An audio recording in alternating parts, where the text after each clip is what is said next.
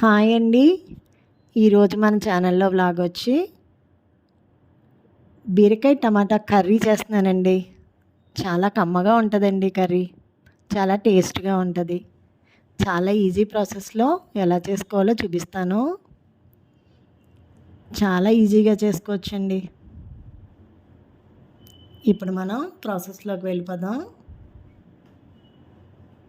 ముందుగా నేను ఒక 3 స్పూన్స్ ఆయిల్ వేసానండి. ఒక ఆనియన్, ఒక 4 పచ్చిమిరకాయలు వేసానండి.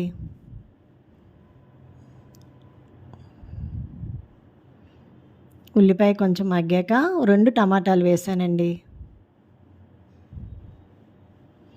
టమాటా కూడా బాగా మగ్గిపోవాలి. మగ్గిన తర్వాత ఒక అర కేజీ బీరకాయ వేసానండి. కట్ చేసి సన్నగా తరిగి వేసాము.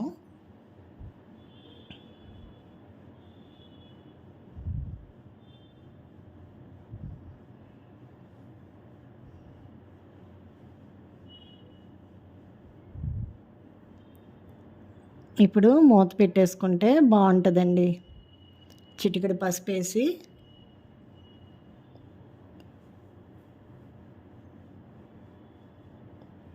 ఒక రుచికి తగినంత సాల్ట్ వేసాను, అంటే 1 టేబుల్ స్పూన్ వేసాను.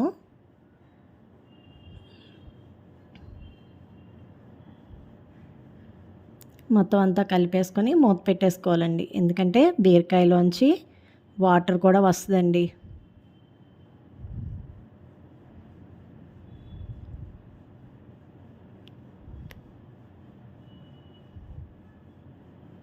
చూసారా అండి, ఒక 2 మినిట్స్ తర్వాత ఎట్లా వచ్చిందో వాటర్.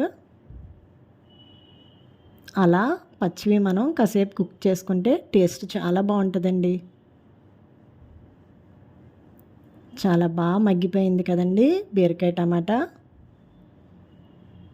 ఇప్పుడు ఇందులో కారం వేసుకుందామండి.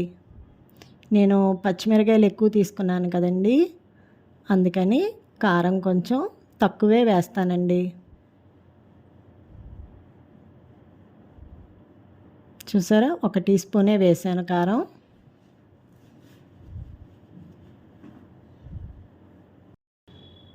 ఇప్పుడు మళ్ళీ 1 మినిట్ మూత పెట్టుకోవాలి, ఎందుకంటే కారం పచ్చివాసన పోవాలండి. ఇప్పుడు నేను ఒక 10 వెల్లుల్లిపాయ రొబ్బలు తీసుకున్నానండి, తొక్క తీసేసి.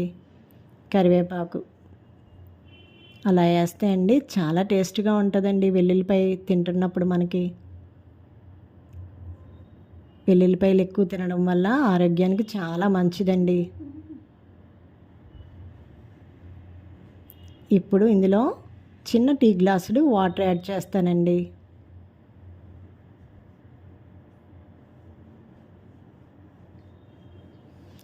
ఉప్పు సరిపోయిందో లేదో ఈ వాటర్ వేసాక మనం చూసుకుంటే, సరిపోకపోతే మళ్ళీ ఉప్పు యాడ్ చేసుకోవచ్చండి.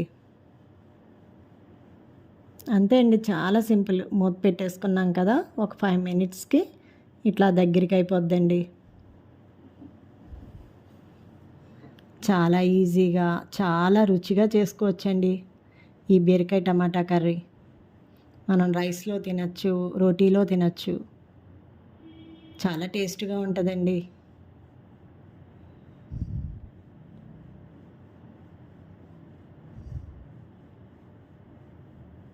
చూసారా కర్రీ ఎంత బాగుందో, దగ్గరికి వచ్చింది కదా. వెల్లుల్లిపాయ కూడా చాలా మెత్తగా ఉడికిపోయిందండి. ఈ బీరకాయ కర్రీలో వెల్లుల్లిపాయ తింటే చాలా అద్భుతంగా ఉంటుందండి.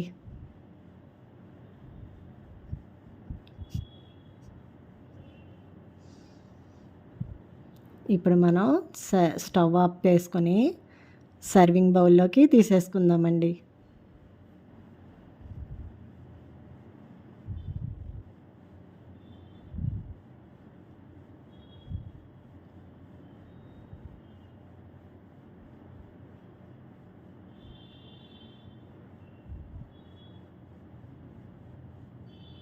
చూసారండి కర్రీ ఎంత బాగుందో. నేను చేసిన విధానంలో మీరు కూడా చేసుకొని ఎలా వచ్చిందో కామెంట్ రూపంలో పెట్టండి. చక్కగా రోటీలో రైస్లో కూడా తినచ్చండి ఇది. ఓకేనా అండి? ఈ వీడియో కనుక నచ్చితే లైక్ చేయండి, షేర్ చేయండి, సబ్స్క్రైబ్ చేయండి. థ్యాంక్స్ అండి.